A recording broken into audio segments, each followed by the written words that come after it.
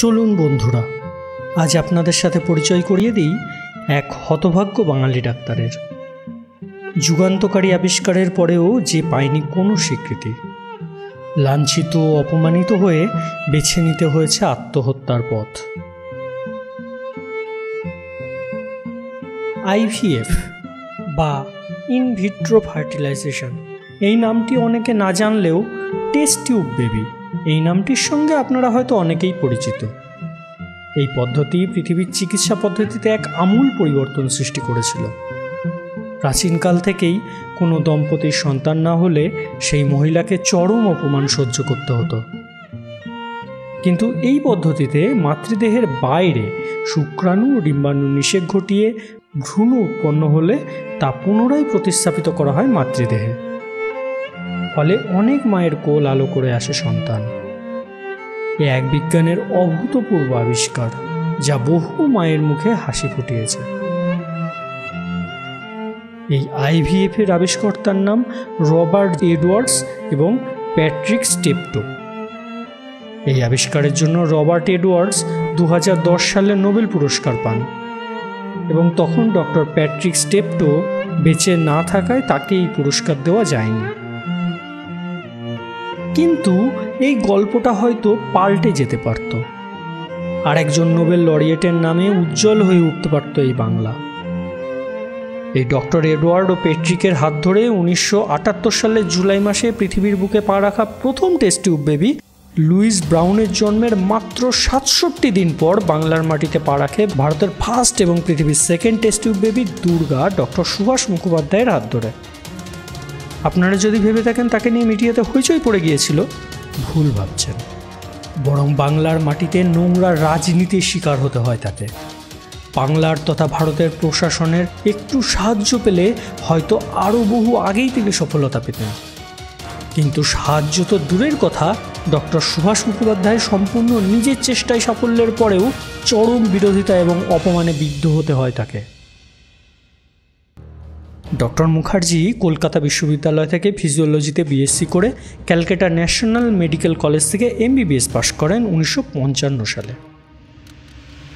1958 সালে পিএইচডি করেন রিপ্রোডাক্টিভ ফিজিওলজির উপর ইউনিভার্সিটি অফ ক্যালকাটা থেকে এবং 1967 সালে এডিনবার্গ ইউনিভার্সিটি থেকে দ্বিতীয় পিএইচডি কমপ্লিট করেন এবং তারপর এনআরএস মেডিকেল কলেজে প্র্যাকটিস শুরু করেন ডাক্তার হিসাবে। নিজের চেষ্টায় চালিয়ে যান রিসার্চ। সাফল্যের কাছাকাছি পৌঁছে গিয়ে তিনি তার রিসার্চের ব্যাপারে যখন সতীর্থদের বলেন, তারা তা হেসে উড়িয়ে দেয়, এমনকি তাকে পাগল বলেও আখ্যায়িত করেন অনেকে। তার রিসার্চ পেপার প্রশাসনের কাছে পাঠালে তারা বলেন যে তার এই দাবি অযৌক্তিক। অবশেষে সম্পূর্ণ নিজের চেষ্টায় তার রোগীর উপর প্রয়োগ করেন তার যুগান্তকারী আবিষ্কার। তিনি উচ্ছ্বসিত ছিলেন যে তার এই রিসার্চ সঠিক এগোচ্ছিল। ফল পেতে দেরি ছিল তখনও প্রায় 2 মাস। তখন শোনা গেল ইংল্যান্ডের প্যাট্রিক স্টেপটো এবং রবার্ট এডওয়ার্ডসের হাত ধরে জন্ম হয়েছে ফার্স্ট টেস্ট টিউব বেবির। এর মাত্র 67 দিনের মাথায় দুর্গা, যার বর্তমান নাম কানুপ্রিয়া আগরওয়াল, তার জন্ম হয় সুভাষ মুখোপাধ্যায়ের হাত ধরে। তিনি প্র্যাকটিক্যালি সাকসেস পেয়ে উচ্ছ্বসিত হয়ে ওঠেন।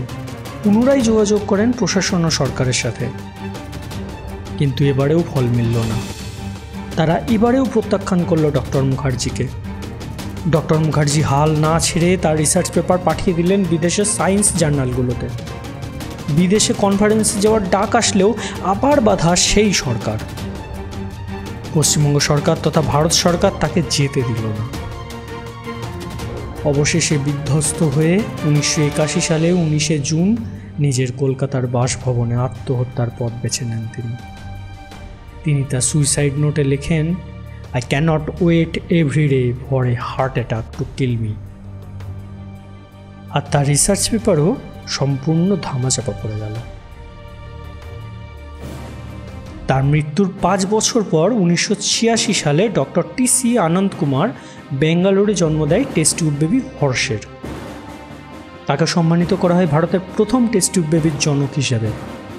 ভাগ্যচক্রে এই বেবির সিজারিয়ান ডক্টর ছিলেন ইন্দিরা হিন্দুজা। তিনি ডক্টর মুখোপাধ্যায়ের রিসার্চের ব্যাপারে কিছুটা শুনেছিলেন।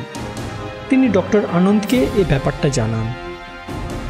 এরপর এক সেমিনারে ডক্টর আনন্দ কলকাতায় এলে সুভাষ মুখোপাধ্যায়ের একজন সহকারী সুনীত মুখার্জি ডক্টর সুভাষ মুখোপাধ্যায়ের সমস্ত রিসার্চ পেপার ডক্টর আনন্দকে দেখান। ডক্টর আনন্দ সেগুলি দেখে অভিভূত এবং বিস্মিত হন এবং নিজের চেষ্টায় পৌঁছে দেন ভারত সরকারের মেডিকেল রিসার্চ টিমের কাছে। এরপর ভারত সরকার থেকে স্বীকৃতি দেওয়া হয় ডক্টর সুভাষ মুখোপাধ্যায়কে ভারতের প্রথম টেস্ট টিউব বেবির সফলতার কাণ্ডারি হিসাবে। ডক্টর আনন্দের মতন মানুষ আজও আছেন বলেই হয়তো ডক্টর মুখার্জির মতন প্রতিভা দেরিতে হলেও স্বীকৃতি পান।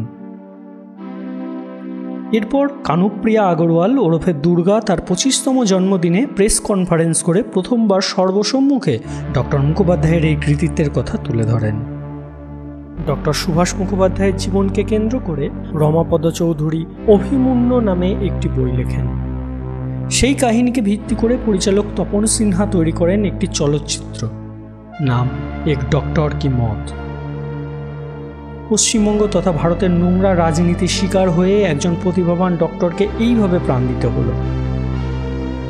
নোবেল প্রাইজ পাওয়ার দাবিদারকে স্বীকৃতি দেওয়া তো দূরস্থ, তার জীবনটাও অতিষ্ঠ করে তোলা হলো। আর কোনো সংবাদ মাধ্যমের প্রতিবাদটুকুও করল না। আমরা অনেকেই এখনো ডক্টর মুখোপাধ্যায়ের নামটা পর্যন্ত জানি না, আর জানি না তার এই দুর্লভ কীর্তির কথাও। আমরা হয়তো তাকে ন্যায় দিতে পারবো না, কিন্তু তার জীবন কাহিনী সকলকে জানাতে তো পারবো। এই ভিডিওটি ডক্টর মুখোপাধ্যায়ের প্রতি আমাদের সেই ছোট্ট প্রণাম। এই তথ্য শেয়ার করে সকলকে জানালে হয়তো তার প্রতি কিছুটা ন্যায় করা হবে। এরকম আরও ঘটনা জানতে হলে চোখ রাখুন আমাদের চ্যানেলে, আর সাবস্ক্রাইব অবশ্যই করবেন। তাহলে আজ আসি বন্ধুরা, সবাই ভালো থাকবেন।